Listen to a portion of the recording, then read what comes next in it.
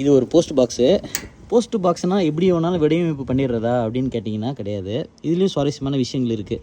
First இது உள்ளே தண்ணி போகாமல் எப்படி இருக்கணும் அப்படின்றதுக்கு என்ன பண்ணியிருக்காங்க பாருங்கள்.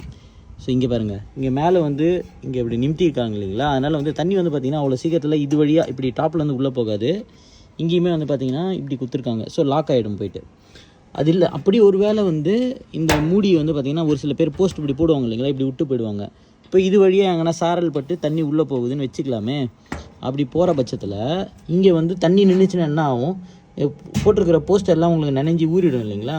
அப்போ அந்த தண்ணி வந்து வடியணும் அப்படின்றதுக்காக இந்த ஒரு பிளேட்டு பாருங்க, இந்த ஒரு பிளேட் வச்சுருக்காங்களா.